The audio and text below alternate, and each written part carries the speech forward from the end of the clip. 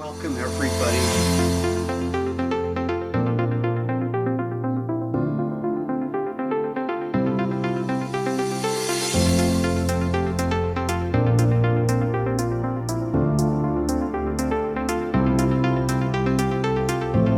Here's everybody.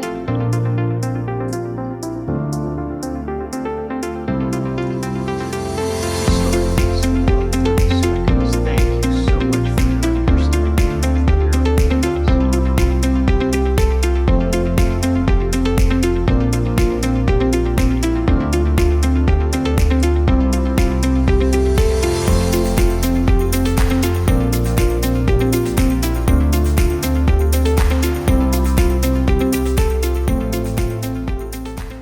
Okay, let's go ahead and get started.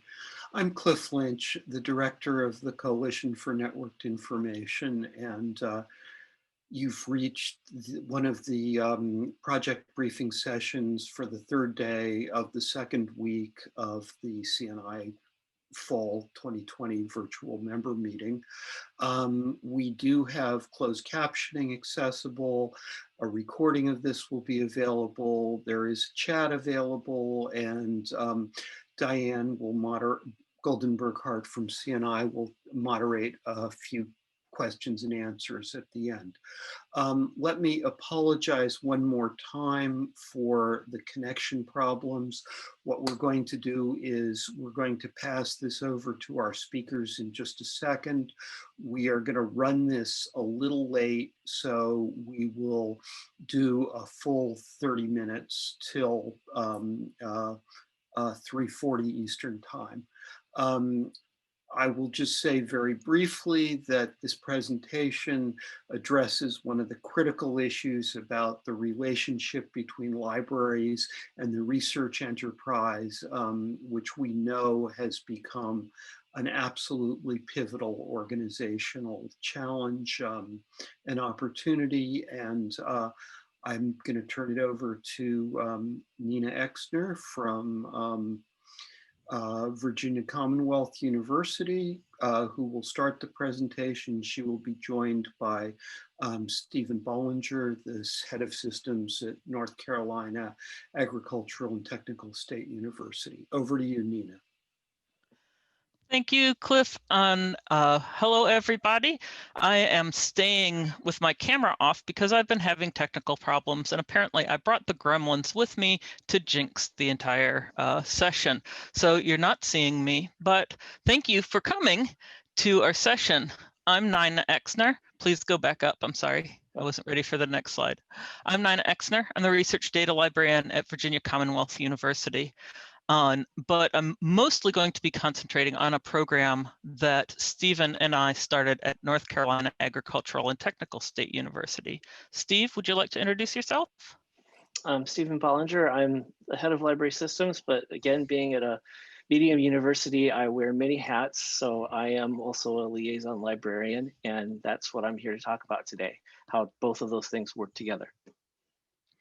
And this is actually a rather old project, but thank you. But we wanted to bring it to your attention because it's become more important in the profession. So first, let me touch on what the research enterprise is, in case you're not a research enterprise geek like we are and haven't heard about this term before. It's a sort of generic term for all the stuff on campus. The stuff is the technical term, I suppose, that works towards getting or keeping or increasing grant-funded research, and all the different people who work on getting and fulfilling grants. Now, you may think of the Office of Research, which could have any of a number of names. At A&T, it's called DORED. At VCU, it's called OVPRI. And at many places, it's just called Office of Research. That's what the research administration professionals usually call the central office. And at research universities, that central office is probably a much more complicated place than you think it is, in much the same way that people who are not librarians think that libraries are sort of a monolith with 2 or 3 different roles and everyone's a librarian, or IT is a lot of computer guys sitting doing programs, or you know, much the same way that outsiders tend to be unaware of the nuance. And I want to touch on that here, and I'm going to bring it back later, because it's an important part of what made this project successful. There are also departmental research administrators, though, and other professionals in each department at a university that are part of the research enterprise, and that's why it's a whole enterprise, not just the central office. Furthermore, there are core facilities at many larger institutions. If you're at an R1, R2s, that may vary. And usually there are centers and institutes and all sorts of other things, as well as the people we usually think about getting grants, the faculty and the postdocs. Next slide. Why should you care about the research enterprise? Well, I want to be realistic here real quick and say, possibly you should not, depending on your institution. And that's going to sound weird since I'm talking about it, and I do think it's an important topic, but it is very time intensive. So you want to think about the role of your campus strategic plan. If your strategic plan, like the one at NCA&T when we were doing this, and still now, really focuses on increasing grant funding, not fundraising, not donations. Those are held by a very different department and go through a very different process. But increasing research grants, if that's a big part of your campus strategic plan, then this is a good role for IT and libraries and all the other teams that are involved at CNI may want to look at. But if it's not a big part of your strategic plan, this may just be an interesting talk to hear, but not relevant to you. I think 2 core pieces you may want to look at are the CNI symposium proceedings from last year on libraries in the research enterprise. And the very recent OCLC report. I saw Rebecca Bryant at one point on this list on social interoperability in research support. In a lot of ways, that is what inspired us to want to talk about this project right now. Next slide, please. At the Critical Roles Symposium, which I did not have the pleasure of attending because I somehow managed to miss that it was happening, there was a whole lot of different challenges discussed. They did breakout groups, and they talked about a lot of strengths and benefits and great projects that were in place. I cannot recommend enough looking at this report. But there were a number of challenges, and the approach of liaisoning, not just talking to, but liaison style outreach, addresses some of those. These are a few of the different ones that were listed in that symposium. So I'm not going to read them out, but you can think about it in the context of that, especially if you were at that symposium. Next slide, please. We'd already said what the research enterprise is. Next slide. But what you should not be taking from that is blah, blah, blah, blah, blah, vice president of research, blah, blah, blah, associate deans of research, blah, blah. That's often what people think of as the research enterprise, but it's not the best way to approach building relationships with the research enterprise. It's not to say that your vice president or vice chancellor isn't a critical touch point, not to say that ADRs aren't one of the major linchpins that hold together the research enterprise. These are great contacts, but they're super busy. They don't get into the nuts and bolts of things. And so they can be good contacts, but they shouldn't be considered the whole of, or even the key contact point for nuts and bolts getting things done with the research enterprise. So Steve? It's my turn. So to talk about how this approach is different, Nina has mentioned the library liaison approach, and our institution pivoted, like many of you have, from being bibliographers into a liaison model. And of course, again, as mentioned earlier, but for those who missed it, we have, a medium-sized institution, we wear a lot of hats. So I look at the library liaison approach as an important way to deal with this. One of the things that I work with my colleagues so that they understand is that really a library liaison is a consultant. So, and I approach it in that way. So in this case, one of the legwork pieces that you have to do is really look for, understand the landscape of research on your campus, what activities are underway, what are the priorities, what are the needs.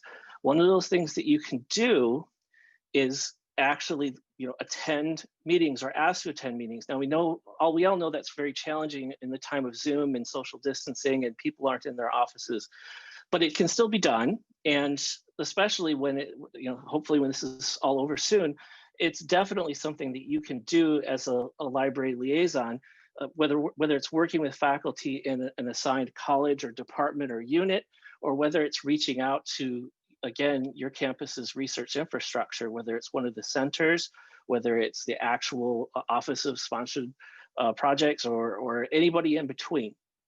So it is a reactive model in that way because you are looking for opportunities to provide assistance. You can't just dive into this, thinking that you know all the answers. And you also can't, go in talking about books or things because people's minds just close right down. But the ideal is that this really does demonstrate the social interoperability that OCLC has coined, and that really it allows us to facilitate communications because of our multidisciplinary and interdisciplinary connections that we can make, sort of being a neutral party on campus that has exposure to a lot of different disciplines and ideas. So what is networked information about it, since this is the Coalition for Networked Information? One of the things that Nina and I found very quickly, and personally I found even quicker than Nina, was that a lot of the research professionals just don't get technology. It's something that's seen as a checkbox that, well, we'll handle that later, or there's IT people for that, and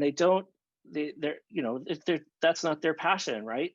So having someone that is involved in the process who has a grounding in information technology and has an understanding of what the challenges are in that space can be very, very helpful, especially with setting realistic expectations around capacities, capabilities, budgets, that kind of thing.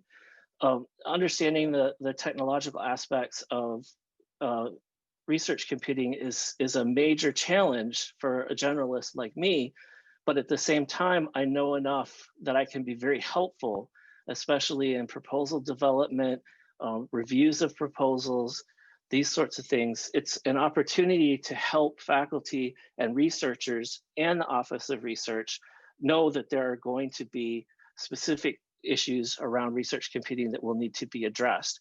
On our campus, one of the big challenges was we have a shared research facility. It's the Kannapolis Research Facility. It's part of the UNC system. And of course, the minute that I say UNC system, the optimists are like, we're all holding hands and singing Kumbaya songs. But the reality is that 3 years ago, none of our researchers, faculty, or graduate students from that facility could access the campus network, which meant they had no access to any of the library's licensed databases. They were locked out of our campus. So as an information technology person, having established myself on campus as a good collaborator in the information technology space, having a relationship with my campus information technology organization, as well as having the communication and entree with the research people, allowed me to attack it a couple of different ways. One, I had to do a top and a bottom approach, which is at one level, I went to the CIO and said, this is a big problem. We have a major research facility, and none of our community can access our own campus's resources from there. And then a bottom up, which is going to the help desk, sort of IT help desk level, and saying, okay, helping students and faculty raise this issue from that side. And of course, immediately they told us, well, just have them use the VPN, the virtual private network, which this is a sensitive research facility. So the network is locked down. Our VPN would not connect. So it took about 18 months to sort of navigate this situation where it's like a student came to us with the problem at first, a PhD student, and it came up in a research consultation about something else entirely. But it was like, well, why are you coming to Greensboro when you're in Kannapolis? And the student was, I can't access any of this stuff from Kannapolis. I have to come here. So moving that through, finding out who the advisor was, tackling it from that side, understanding the faculty perspective, the researcher perspective, and then getting the campus IT people to understand, no, you can't just tell them to use the VPN. It doesn't work. Identifying who in the campus infrastructure group was responsible for firewall and for security and the VPN, and then connecting them with the IT person at the Kannapolis facility who is employed by a different university in the UNC system to get them to talk about creating a private VPN tunnel between the Kannapolis facility and our network so that they could actually access our resources. So it can be done. It's very helpful, but it takes a long time, and it takes a lot of commitment to and patience to meet the right people, to make sure that the right people are talking to each other, and to say the right things. Switch slides here. So as sort of intimated there, there's islands of expertise across campus, and they can be located. One of those islands, frankly, is the library, and the other islands exist all throughout these centers, colleges, departments, units, and obviously research itself. So one of the things that librarians could do in having a mandate in our very existence to be interdisciplinary and multidisciplinary and work across campus, we can connect people in ways that other people just don't encounter it, or there's not an opportunity for them to understand. The other part of it is that IT as a vocation sometimes takes pride in making people feel dumb. And that's unpleasant for anyone. People, the people that you're dealing with, especially in research computing and grant development, are talented researchers. They are professionals. They are committed to what they're doing. And they don't like IT people coming in and saying, well, you haven't ever heard of this or thought of that. So you have to approach it with a sensitivity, which, I think people who are systems librarians and who are in this field are there because that's what they enjoy, is making technology work for people. So in this case, coming in with that humility and coming in with that ability to try and reduce the complexity of IT and make it understandable is really important. And that leads to the sort of final challenge, which is, okay, well, there's only one of me on campus, and there only was one of Nina, and she departed. So how do we scale this and provide a continuity of service across, years to the research enterprise? And part of that is that we do professional development amongst ourselves. And part of that is that we approach things in a team format. So again, when you're undertaking this, it's very overwhelming. It was overwhelming for me as a junior faculty to start this 10 years ago. And I know it's overwhelming for my peers. So one of the things that we've talked about in the professional development that I've done in my organization is to treat this as a consulting issue and to look at it from that way, to bring something to the conversation. You can't just stumble up to research people and go, oh, the library has stuff, even though stuff is the technical term, as Nina pointed out earlier. you need to bring something to them that they're already interested in or looking for or might need. Again, this is why you go to a lot of meetings that maybe have nothing to do with you. Undergraduate research meetings, you go to classes. That's a big one. If your research office is putting on seminars and workshops, even if they're on Zoom, even socially distanced now, go and have your name seen in that participants and attendee field. And this, you'll hear what your colleagues are asking, and you'll hear what those workshops are meant to address on campus.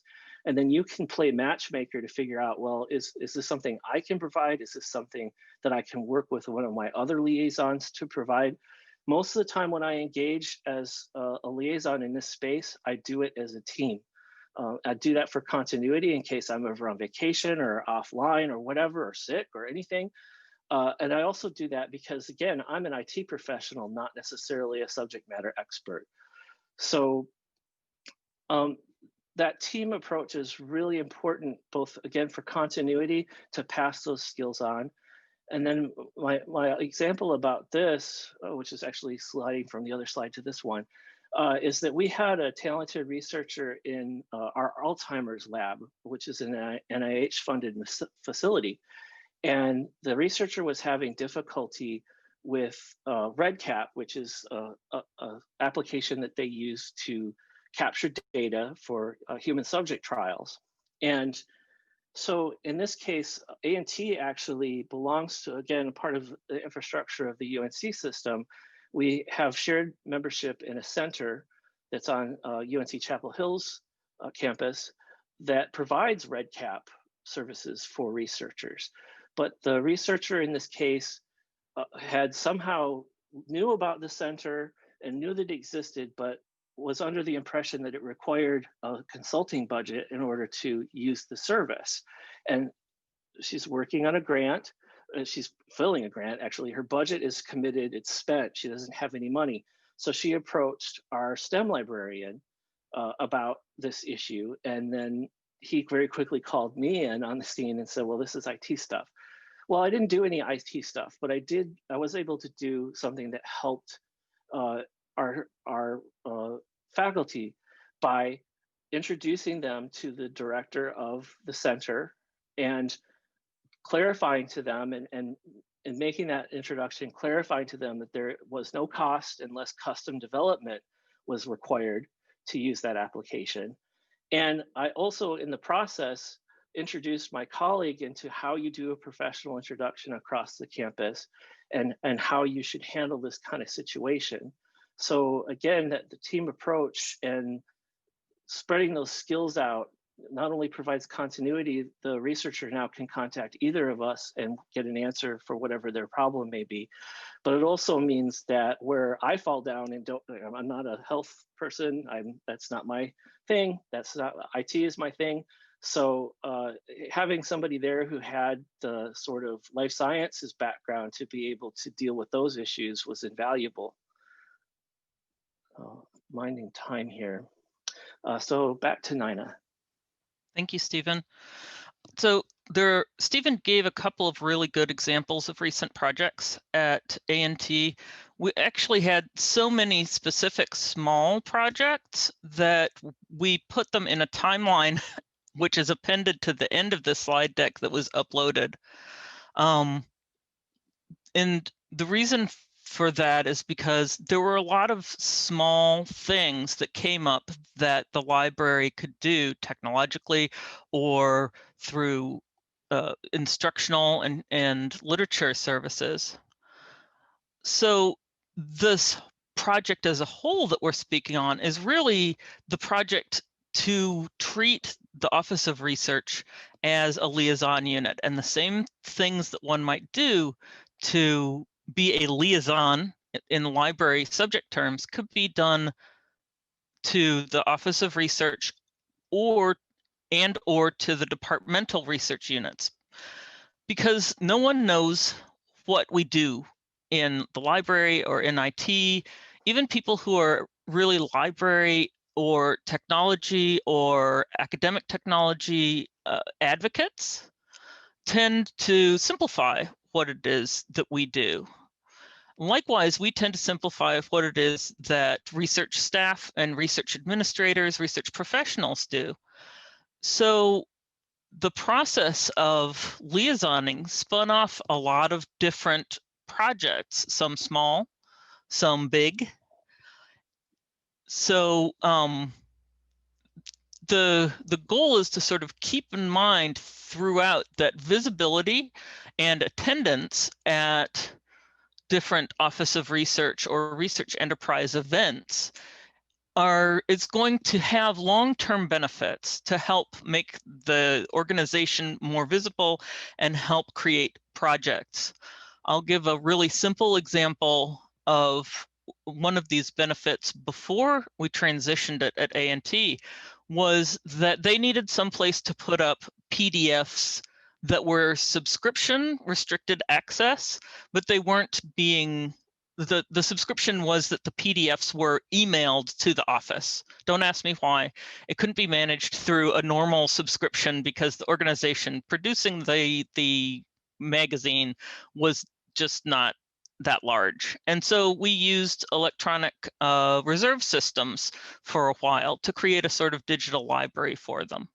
There are a lot of little things like library guides, like e-reserves, like the ability to operate Zoom until everyone went home and started using Zoom. I was a touch point for Zoom at the Office of Research and at both institutions sometimes. More recently, as I transferred to VCU, a lot of those same skills helped me kind of hit the ground running, but I still do the same approach. So I might go to something about how to handle reimbursement for vaccine trial participants and how credit card payments are handled. And I don't care about credit card payments for vaccine trial participants, but possibly in the course of that, some brief mention of how that can integrate with data management, which is my job, might come up, and I might be able to message someone to say, hey, we could have a meeting about this. So taking this liaison sort of approach helps to build gradually a strong relationship with the research enterprise. But if you have a strong relationship with one part of the research enterprise, it doesn't mean that you know all of the possibilities. I'm pretty strong with certain parts of my enterprise, but there are departments where I know the research administrators, but I don't work with them yet. I haven't made that connection. There are always more units to talk to and more roles that you can take on. So if you're doing maybe data management now and you've got a tight relationship with the pre-award DMP writers, that doesn't mean that you've even exhausted all of the data management possibilities, much less all of the research enterprise possibilities. And looking at the time, I should stop there. And we should go on to the next slide so that we can have our beautiful pictures up and the ones that look somewhat professional. And this is our contact information, and we're ready for Q&A. As I mentioned before, there's a whole timeline in the slide deck of some different points of how this relationship more prosaically evolved, maybe, if you want details on that. Terrific. Thank you, Nina. Thank you, Stephen, for that wonderful presentation, and under duress, no less. So we appreciate you rolling with the punches. That was really great and very interesting. And of course, the floor is now open for questions. So please go ahead and type in your questions. There has been some active chat, and I see that Rebecca Bryant has dropped a question into the Q&A. So let me get to that now. Thank you, Rebecca. Can you talk about what's most difficult in this approach? Or if you had a magic wand, what would you fix? Can I take that one? Although Rebecca has heard me talk at some of the research enterprise professional meetings too, so that she may have already heard this. But I think the most difficult thing is actually the jargon barrier. I'll give an example of working with the RIO, the Research Integrity Officer. The way that research integrity uses the phrase data management is different from the way that libraries use the phrase data management. And so several times I've been working with human subjects or research integrity or responsible conduct of research, any of the ethics-y people, and been having what I thought was a conversation towards data preservation and sharing. And it turned out that they were having in their head the same conversation, but they were talking about privacy and security and anti-sharing. And it sounded similar enough that we felt like we were just not quite getting each other. But at one point, we realized that no, we're actually talking about radically different topics. And we need to go back to the beginning of this conversation and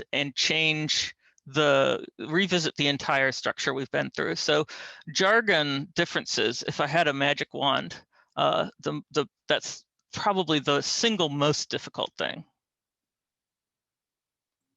That's very interesting. Speaking the same language and yet speaking such a different language.